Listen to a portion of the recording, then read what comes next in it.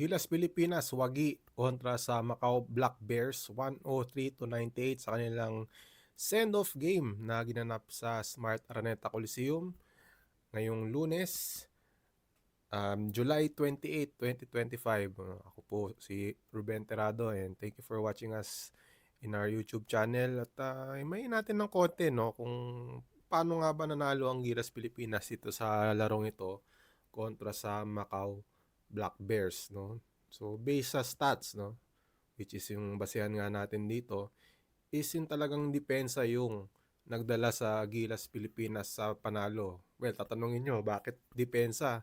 Samantalang high scoring game yung laro, no? With Gilas scoring 103 points and of course Macau 2 points away from scoring 100. Well, kasi nung first half, kung napanood nyo yung laro, ay talagang ang ganda ng shooting ng Macau Black Bears, no? At pagdating ng second half, nag-turn around na ito, no? With Gilas outscoring itong Macau Black Bears 57-35 sa second half.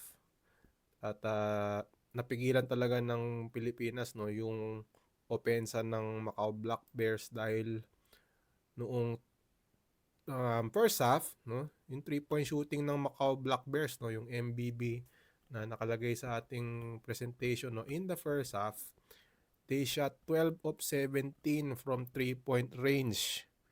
5 lang ang minintis nila sa tres nung first half, itong Macau Black Bears. And then a big turnaround come the second half where nalimitahan na ng Gilas Pilipinas to only one 3-point conversion yung Macau Black Bears in the second half.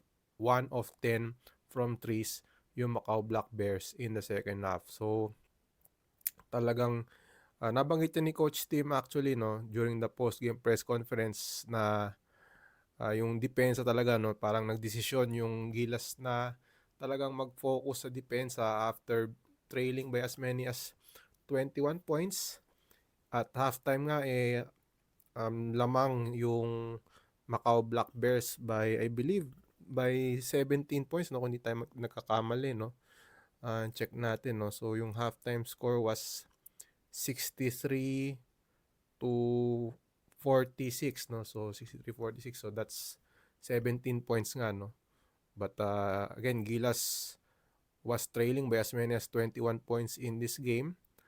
At nung third quarter nga, dun unti-unti nang talagang dumikit yung Gilas. And in fact, after the third quarter, dalawa na lang yung lamang ng Macau Black Bears, 81-79.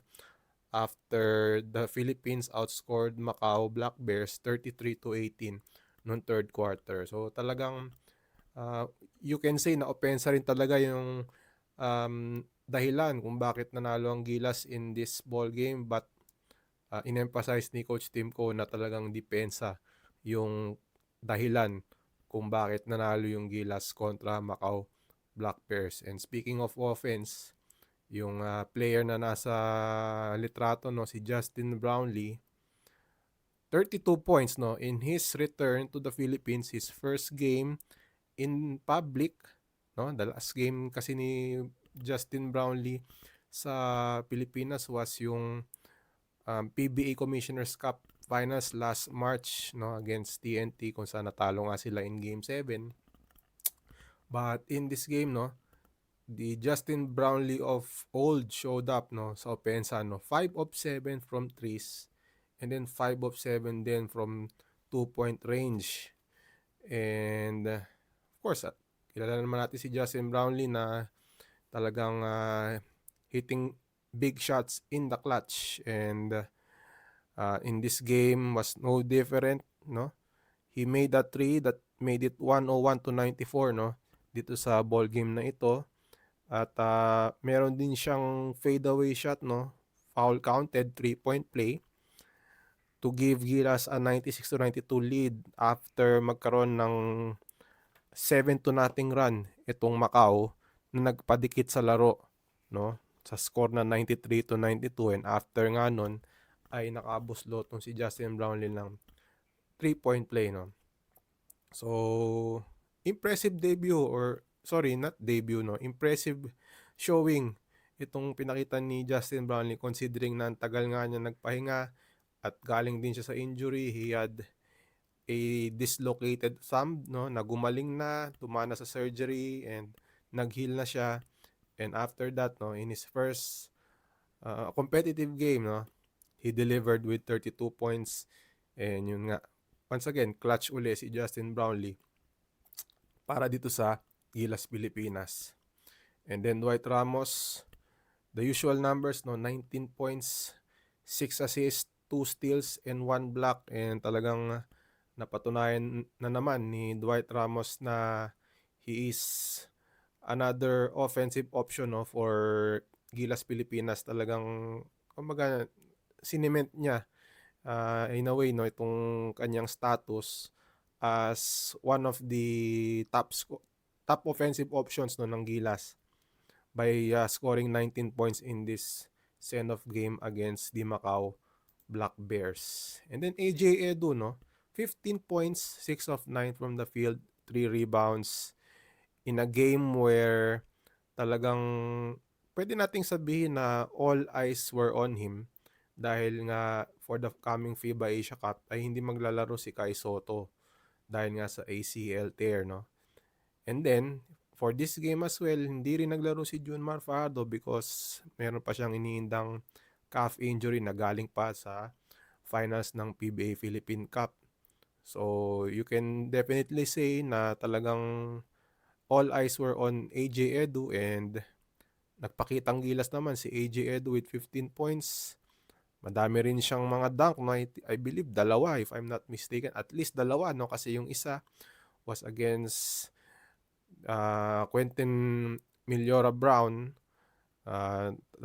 poster na dunk, and then may dunk din siya late in the game, part of the insurance baskets na naibuslon ng Gilas Pilipinas sa larong ito. And then CJ Perez, worth mentioning, no? Because na pinag-uusapan natin yung depensa, and CJ Perez definitely showed it, especially in the third quarter na talagang suffocating yung kanyang depensa dun sa mga players ng Macau Black Bears.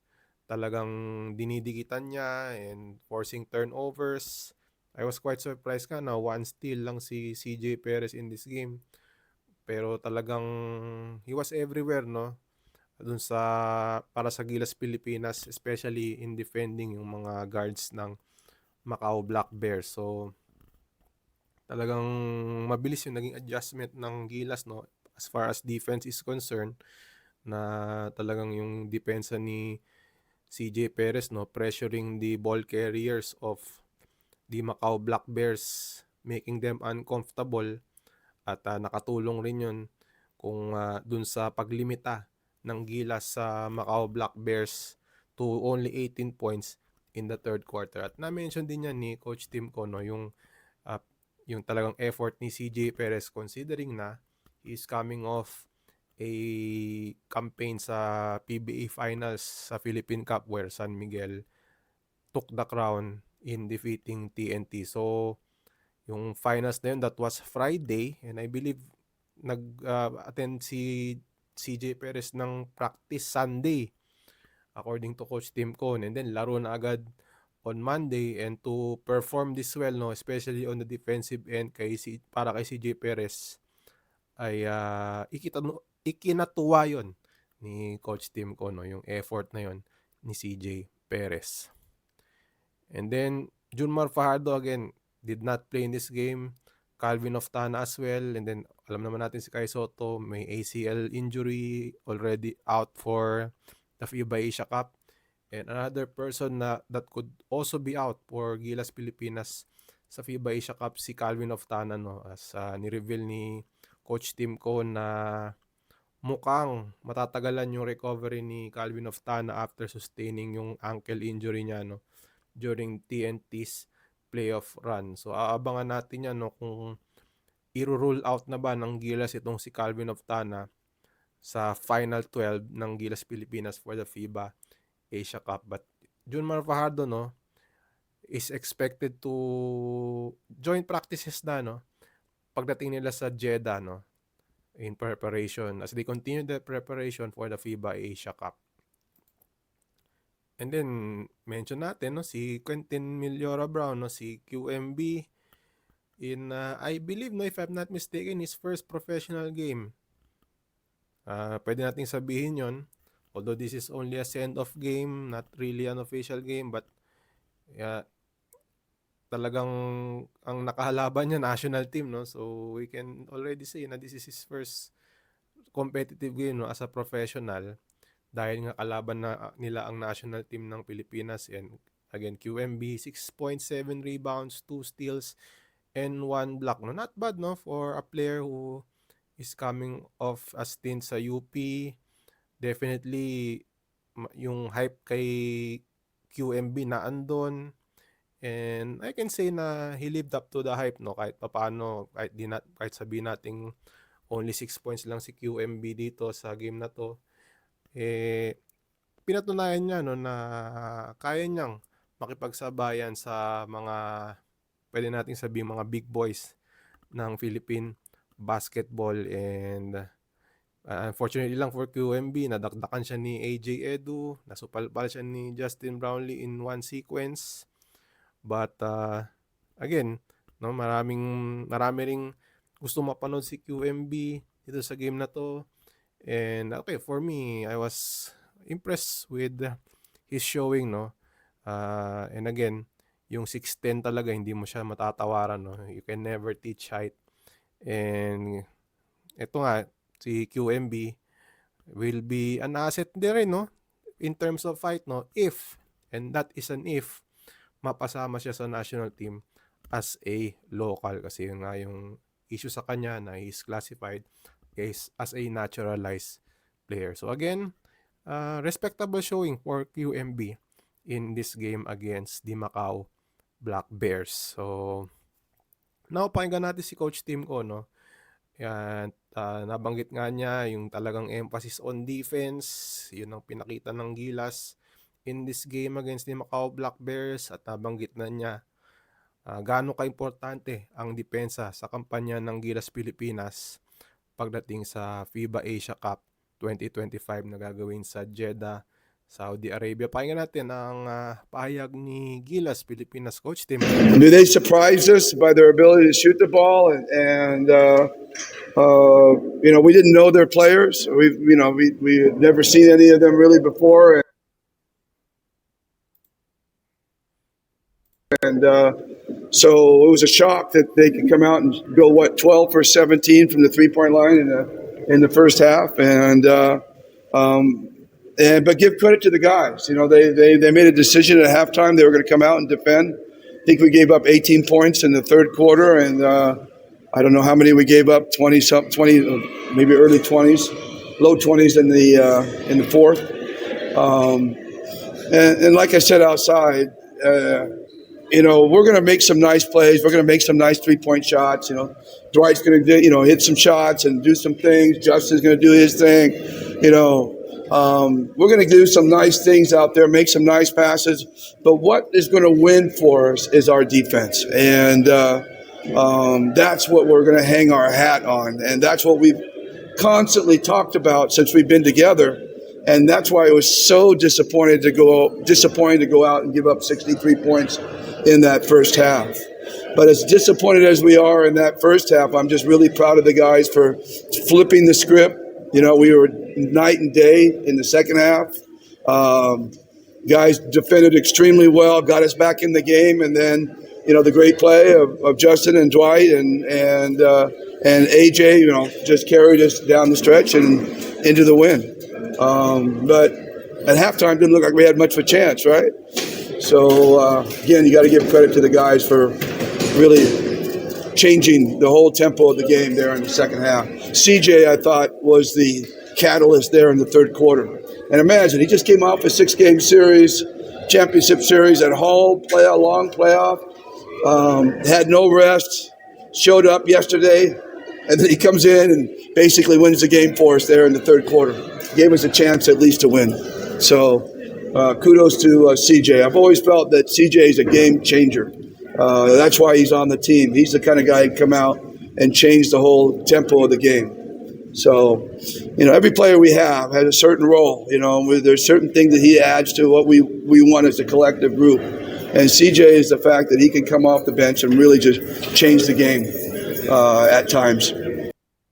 Okay, yan po si Coach Tim Cone reacting to the performance of Gilas Pilipinas nung kanilang send-off game against the Macau Black Bears sa Smart Araneta Coliseum. So yun nga, nabanggit niya, no, depensa talaga ang magdadala sa Pilipinas dito sa FIBA Asia Cup 2025.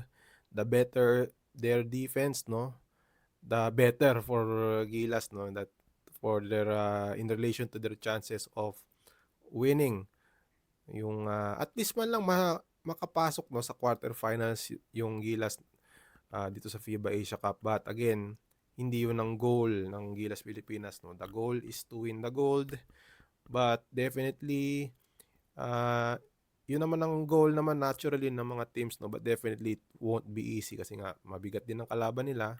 Isa sa kanilang mga kagrupo is yung New Zealand. So again, Gilas defeats Macau Black Bears 103-98 in their send-off.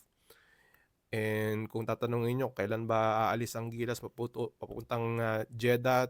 Sa Wednesday po yan, no? Wednesday ng gabi ang lipad ng Gilas patungong Saudi Arabia. But nabanggit nga ni Coach Tim Cone, magpa-practice pa rin sila, no, on the morning of their flight to Jeddah. So, yun, patuloy pa rin ang paghahanda ng Gilas Pilipinas sa kanilang kampanya sa FIBA Asia Cup 2025. So ano po tingin nyo, no? Anong reaction nyo po sa laro ng Gilas kontra Macau? Happy ba kayo? O kulang pa? Nakukulangan pa kayo? Ano naman ang tingin nyo sa nilaro ni Justin Brownlee, ni Dwight Ramos, ni AJ Edu? Agree ba kayo doon sa statement ni Coach Tim na maganda yung depensa ni CJ Perez? Siya yung naging catalyst sa third quarter. Agree ba kayo sa sinabi ni Coach Tim Cone sa sinabi niya regarding kay CJ Perez? Just comment down below and susubukan nating basahin yan at i-post din, no? Isama natin sa ating mga videos, sa ating mga, yun nga, sa future content natin dito sa ating YouTube channel. So dyan na po natapos yung ating recap, no, ng send-off game ng Gilas Pilipinas kontra Macau Black Bears. Ako po si Ruben Terrado. Please consider subscribing to our YouTube channel and read our stories, no, yung ating sinusulat sa spin.ph. Basahin nyo po yan, yung sa Gilas, and even yung isa sa mga biggest stories of the day. Pwede rin i-consider na biggest story of the day, no, yung pagiging head coach na ni LA Tenorio sa Magnolia. We will do also a video about that, no. Siguro sa mga mamaya, no, so, kung napapanood nyo ito ng Tuesday morning, mamaya try nating gumawa ng video about that. Okay, dyan na muna po nagtatapos yung ating recap, no, ng send-off game ng Gilas Pilipinas kontra Macau Black Bears. We will see you next time.